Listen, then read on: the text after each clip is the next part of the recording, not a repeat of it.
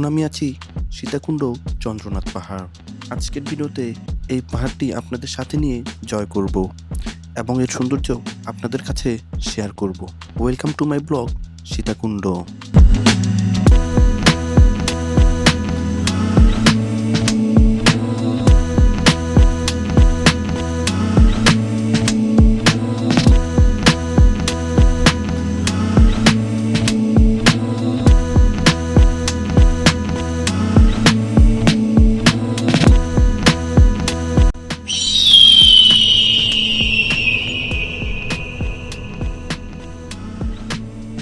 সীতাকুণ্ড, যে শব্দটি কানে আসলে চোখের সামনে ভেসে ওঠে পাহাড়, ঝর্ণা আর সমুদ্রের কথা।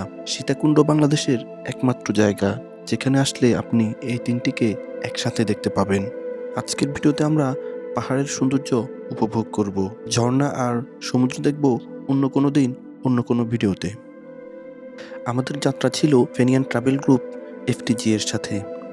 গ্রুপের সাথে আমরা যুক্ত হয়েছিলাম মহিপাল থেকে। আপনারা চাইলে দেশের যে কোনো প্রান্ত থেকে চট্টগ্রামগামী বাসে করে চলে আসতে পারেন সীতাকুণ্ড। সায়দাবাদ থেকে বাস ভাড়া নেবে 500 থেকে 600 টাকার মতো। আর আপনি চাইলে মেল ট্রেনেও আসতে পারেন। ঢাকা থেকে সীতাকুণ্ড ভাড়া নেবে 120 টাকা। সীতাকুণ্ড বাজার থেকে 20 টাকা ভাড়া দিয়ে রিক্সা অথবা সিএনজি করে চলে আসতে পারেন চন্দ্রনাথ পাহাড়ে। বাস থেকে নেমে আমরা হাঁটা শুরু করলাম চন্দ্রনাথ পাহাড়ের উদ্দেশ্যে। অনেকেই লাঠি নিয়ে নিয়েছে। আপনারা যদি লাঠি নিতে চান তাহলে শুরুর দিকে দোকানগুলো থেকে নিয়ে নেবেন। এখানে 20 টাকায় লাঠি পেয়ে যাবেন। লাঠি ফেরত দিলে আবার 10 টাকা রিটার্ন দিবে। আর শেষের দিকের দোকান থেকে লাঠি নিলে 40 টাকা পর্যন্ত লাগতে পারে। অনেকেই ছবি তোলার জন্য হলেও লাঠি নিয়ে থাকে। হাঁটতে হাঁটতে আমরা চলে এসেছি ছোট একটা ব্রিজে। রিক্সা অথবা সিএনজিতে আসলে এখানে আপনাদেরকে নামিয়ে দিবে। এখান থেকে খাবার খেয়ে আমরা মূল পাহাড়ে যাত্রা শুরু করব। সকালে নাস্তা খেয়েছিলাম ভুনা খিচুড়ি, সাথে ডিম ছিল। এই হোটেল অথবা আশেপাশের দোকানগুলোতে ভারী ব্যাগ থাকলে তা অবশ্যই রেখে যাবেন। একটি ব্যাগ রাখার ভাড়া দিতে হয় 20 টাকা। খাওয়া শেষে আমরা হাঁটা শুরু করেছি। হাঁটা পথ মূলত এখান থেকেই শুরু হয়েছে।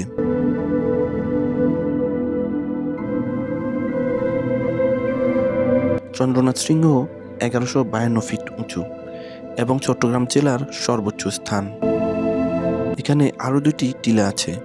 একটি হলো রাজবাড়ি টিলা, যেটির উচ্চতা 900 ফিট, আর একটি হলো সাজিঢালা, যেটার উচ্চতা 810 ফুট।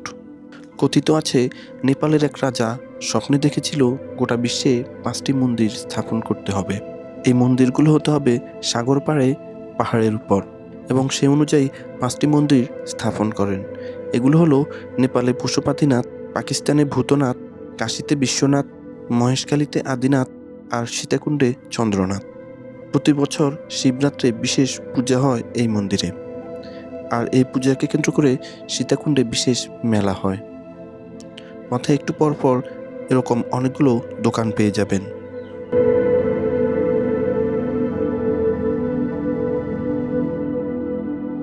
এখানে 2টি রাস্তা আছে। বামের রাস্তাটি ওঠার জন্য।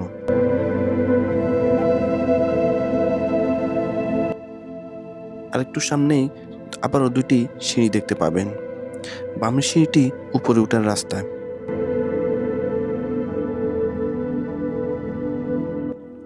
পুরো পথ জুড়ে একটু পর পর অনেকগুলো খাবারের দোকান পেয়ে যাবেন। সিঁড়ি বেয়ে একটু উপরে ওঠার পর বেশ কিছুক্ষণ সমতল রাস্তায় হাঁটতে হবে। হাঁটতে হাঁটতে পাহাড়ের সৌন্দর্য উপভোগ করতে পারবেন। প্রাচীন ধর্মগ্রন্থ ও ইতিহাস থেকে জানা যায় এখানে মহামান্য ভার্গব বসবাস করতেন। অযোধ্যার রাজা দশরথের পুত্র রামচন্দ্র তার বনবাসের সময় এখানে এসেছিলেন। মহামান্য ভার্গব তারা আসবেন জেনে তাদের জন্য স্নানের ব্যবস্থা করেন এবং তিনি তার স্নানের জন্য 3টি কুণ্ড স্থাপন করেন। রামচন্দ্র এখানে ভ্রমণ করার সময় তার স্ত্রী সীতা একটি কুণ্ডে স্নান করেন। তারপরে এই অঞ্চলের নাম ধীরে ধীরে সীতাকুণ্ড হিসেবে পরিচিতি লাভ করে।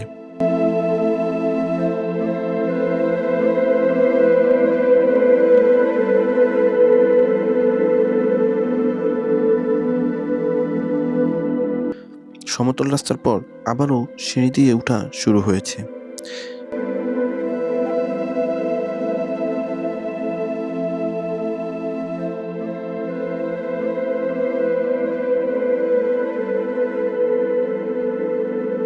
এবার আমরা চলে এসেছি প্রথম ভিউ পয়েন্টে। দূরের পাহাড়গুলো এখান থেকে দেখা যায়। এখানে ছবি তুলতে পারেন। পুরো পথ জুড়ে বেশ কয়েকটি ভিউ পয়েন্ট পেয়ে যাবেন। সবগুলো ভিউ পয়েন্টে খুবই চমৎকার ছবি তুলতে পারবেন।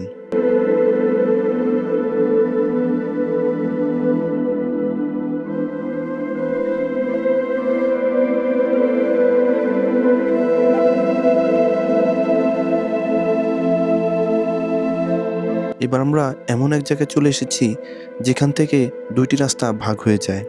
ডানের রাস্তাটি অনেক বেশি খাড়া এবং এটি মূলত নামার রাস্তা, এবং মাঝখানে একটি ছোট ঝর্ণা রয়েছে।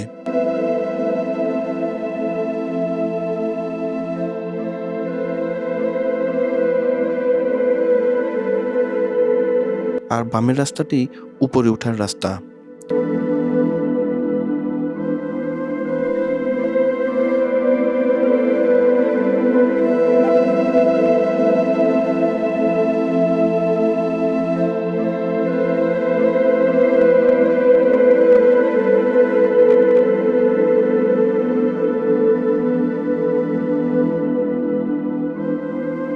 সিঁড়ি বেয়ে কিছুটা উপরে ওঠার পর সামান্য নাস্তা করে নিলাম। এতে ক্লান্তি কমে আসবে এবং বিশ্রামও হবে।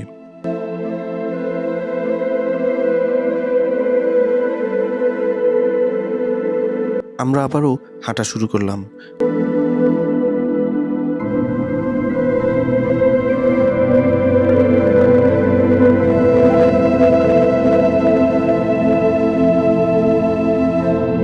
কষ্টটা মূলত এখান থেকে শুরু হয়েছে। এখানকার সিঁড়িগুলো অনেক বেশি উঁচু উঁচু এবং শরীরও এ পর্যায়ে কিছুটা ক্লান্ত।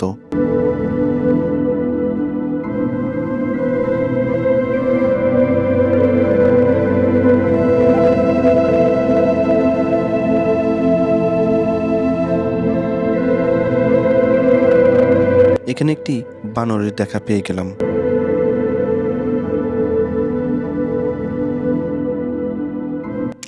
সিঁড়ি দিয়ে কিছুটা উপরে ওঠার পর আরও একটি ভিউ পয়েন্ট পেয়ে গেলাম। ভিউ পয়েন্ট থেকে ছবি নিয়ে আমরা আবারও ট্রেকিং শুরু করলাম।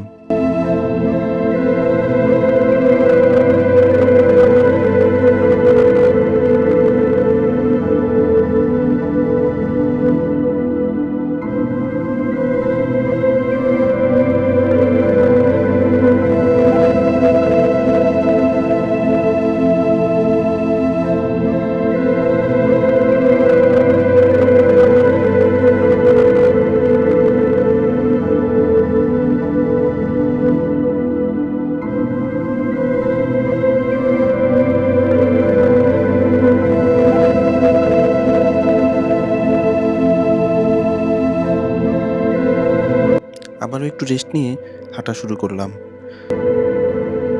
আমরা চলে আসলাম আরও একটি ভিউ পয়েন্টে। এখান থেকে পুরো সীতাকুণ্ড শহর দেখা যায়।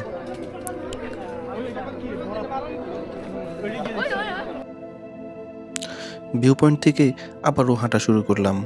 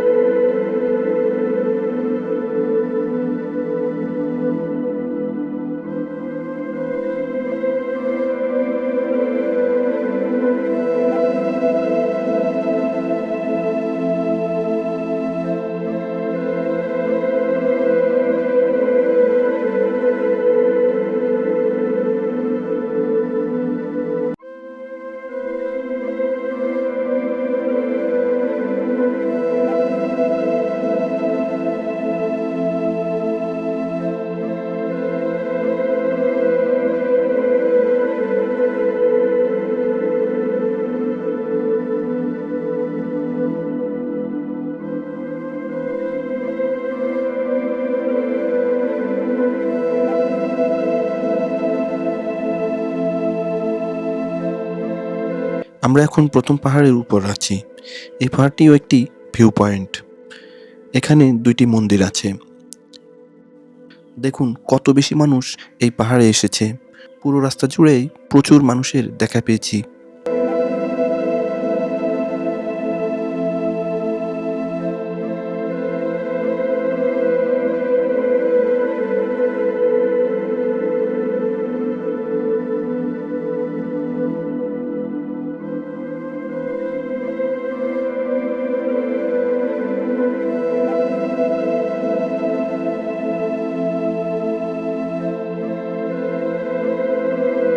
প্রথম পাহাড় থেকে ডান দিকে একটি রাস্তা গিয়েছে।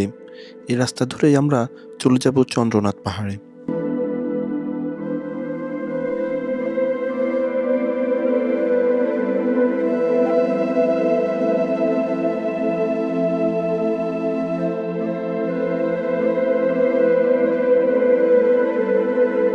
এখানে অনেক বেশি হিন্দু ধর্মাবলম্বীরা এসে থাকেন এবং এই অঞ্চলটি মূলত হিন্দুদেরই দখলে।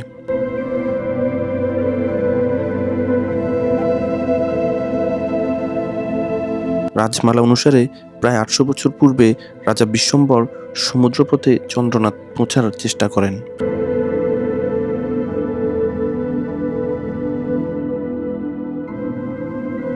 কিন্তু পরবর্তীতে পর্তুগিজ ও আরাকান বংশধররা এই এলাকাটি দখল করে এবং একসাথে তারা অনেক বছর শাসন করে।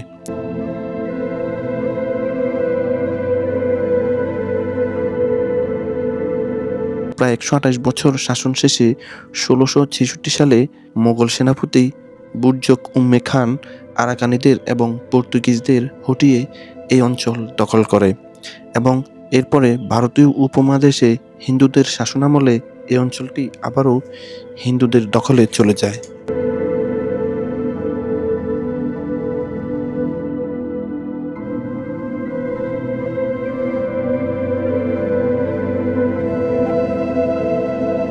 এবং তারপর থেকে এই স্থানটি হিন্দুদের দখলেই রয়েছে।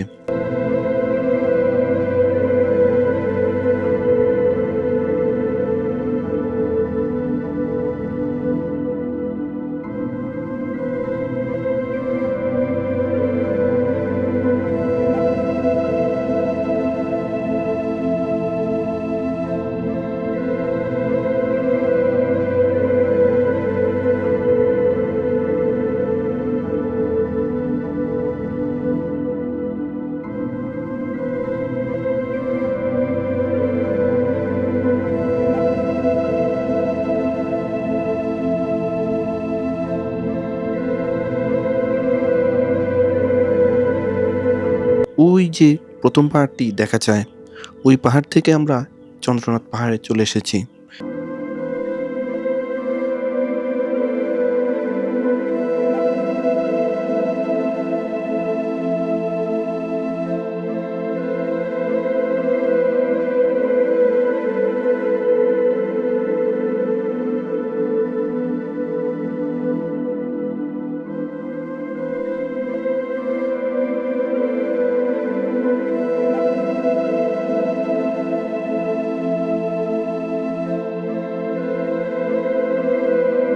আমরা চলে এসেছি চন্দ্রনাথ পাহাড়ের চূড়ায়।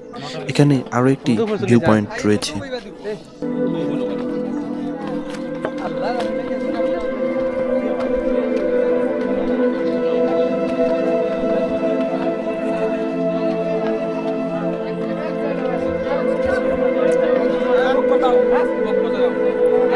এখান থেকে চারপাশের যে ভিউ পাবেন তা উঠার কষ্টকে ভুলিয়ে দেবে।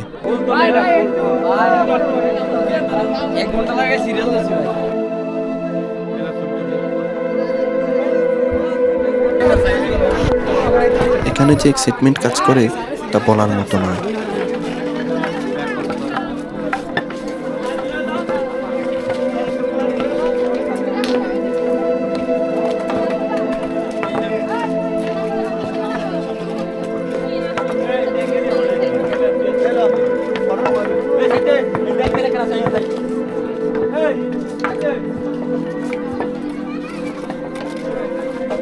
উপরে উঠতে আমাদের সময় লেগেছিল 2 ঘন্টার মতো, যেহেতু আমরা একটু পর পর বিশ্রাম নিচ্ছিলাম।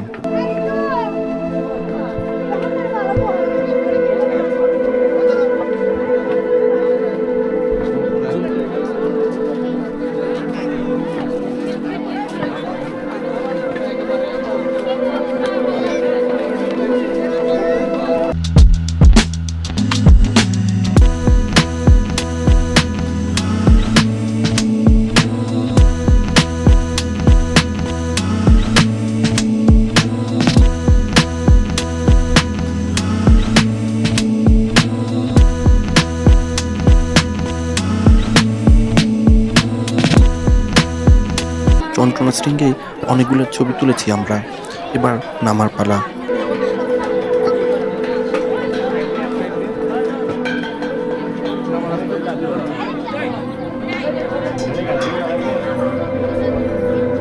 মন্দিরের ডান পাশ দিয়ে যে রাস্তাটি গিয়েছে, এটা দিয়ে একটু সামনে গেলেই নামার সিঁড়ি দেখতে পাবেন, যেটা দিয়ে খুব সহজে এবং অল্প সময়ে নেমে যেতে পারবেন।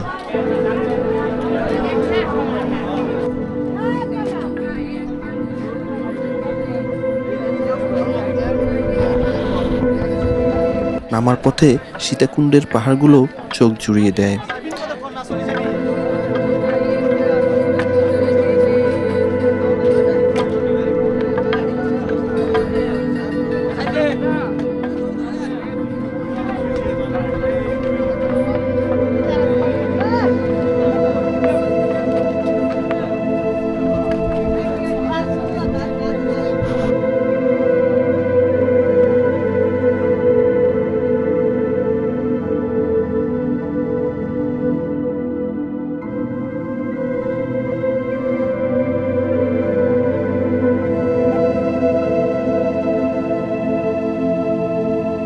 সিঁড়ি দিয়ে একটু নামার পর কয়েকটি খাবারের দোকান দেখতে পেলাম, সাথে কয়েকটি সিএনজি দেখে অবাক হলাম।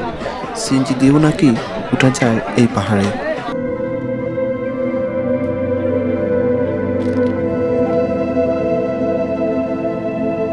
সিঁড়ি বেয়ে আরেকটু নামার পর একটা ভিউ পয়েন্ট পেলাম। দূরের পাহাড়গুলোকে ছোট মনে হচ্ছিল এখান থেকে।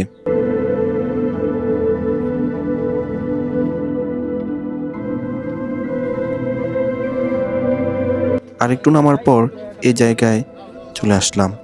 দুইটি পাহাড়ের মাঝ দিয়ে চলে গেছে সিঁড়ি।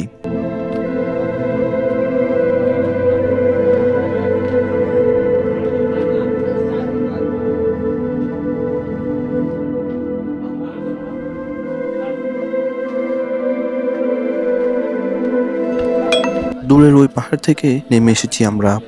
আজকের মতো এ পর্যন্তই। আশা করি ভিডিওটি ভালো লেগেছে। ভালো লেগে থাকলে ভিডিওটিতে লাইক, কমেন্ট এবং শেয়ার করে দেবেন। চাইলে আমাদের চ্যানেলকে সাবস্ক্রাইব করে আমাদের পরিবারের একজন সদস্য হয়ে যেতে পারেন। দেখা হচ্ছে পরবর্তী ভিডিওতে। সে পর্যন্ত ভালো থাকবেন, সুস্থ থাকবেন। আল্লাহ হাফেজ।